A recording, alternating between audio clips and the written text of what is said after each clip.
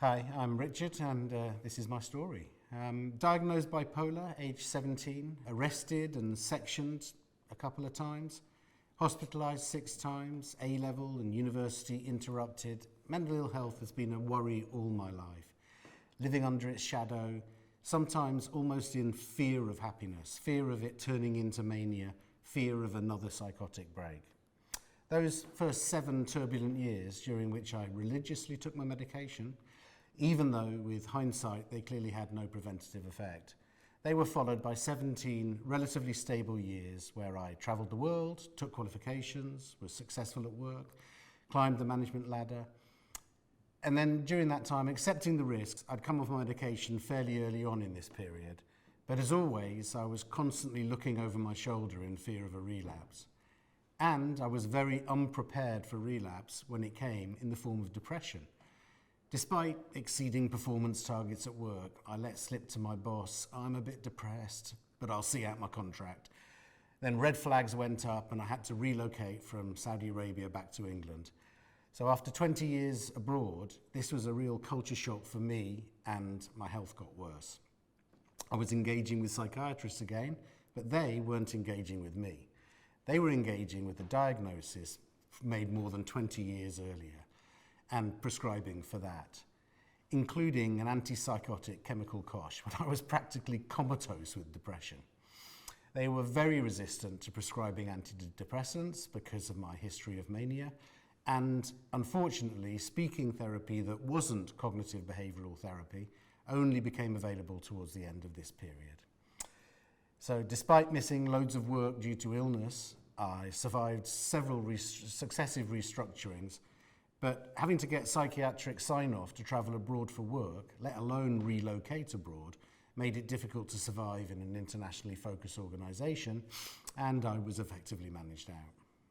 Again, the psychiatrist didn't seem to notice the significance of this, either its impact on my material circumstances, or, as importantly, its emotional and psychological impact.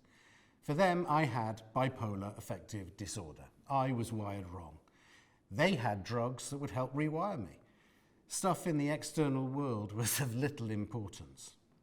So I'd say that, as well as my job, I lost about 10 years of my life to this kind of doctor knows best attitude.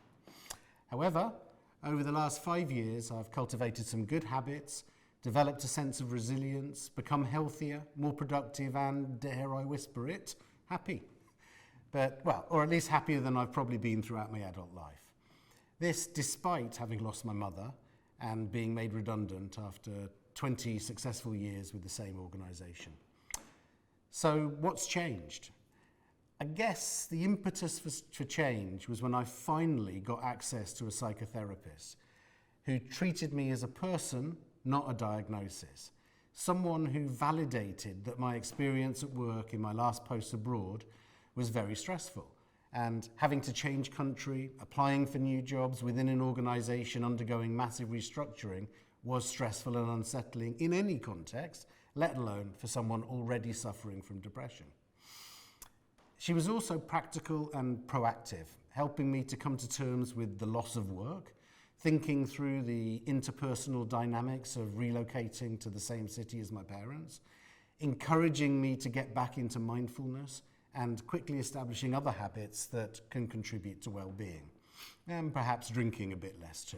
So this was all about meeting me where I was, seeing things from my perspective and supporting me in adapting to the realities at hand, but adapting them to them in the way that fitted with my preferences. She even broke the 6-session rule and extended our therapy to continue seeing me until my departure back to Nottingham, recognising that this was a difficult transition time. In Nottingham, I bought a house, found a job, stopped my medication again.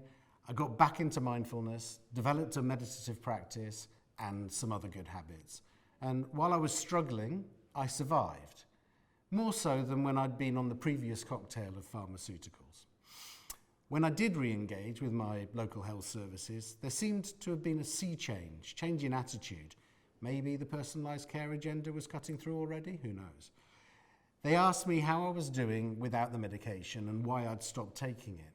But there was no judgment, no sense of being told off.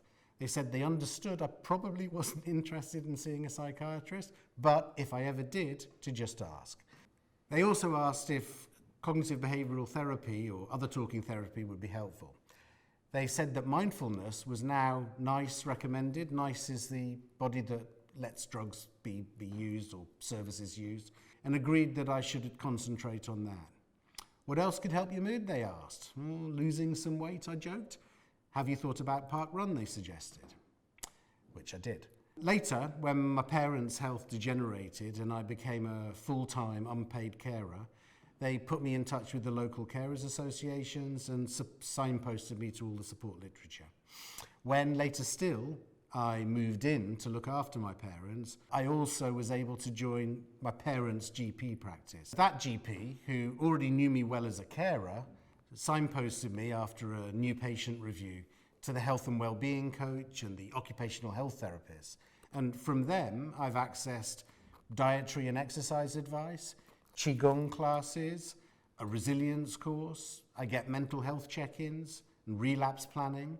My health program is now personalised, preventative and co-produced. In contrast to before, now my 40 years of experience and expertise in managing my own health is appreciated. And I'm no longer treated on the basis of a diagnosis made when I was a teenager. I'm listened to and understood as a complex individual. Decisions as to how to improve or maintain my well-being are made jointly, in full knowledge of my current life circumstances and my life history. For example, the occupational health therapist and the well-being coach have been at pains to point out to me that I need to pay equal attention to my own care as well as that of my dad's, and that while it may seem effective and efficient to do things together, it's really important to do things that are just for me as well. So, treating me as a diagnosis, ignoring my input, spending significant resources on psychiatrists, expensive pharmaceuticals, blood tests and GP time resulted in no improvement in my mood over a long period. Lots of days off work for my employer, the loss of my job, distress and caring roles for my family.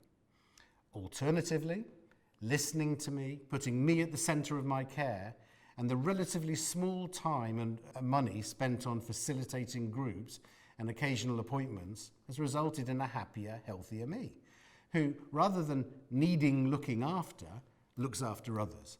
In fact, my dad reports feeling physically healthier now than he has for the last 10 years. I think I'm evidence that a more personalised care approach saves money and has better results. All it needs is that change in attitude.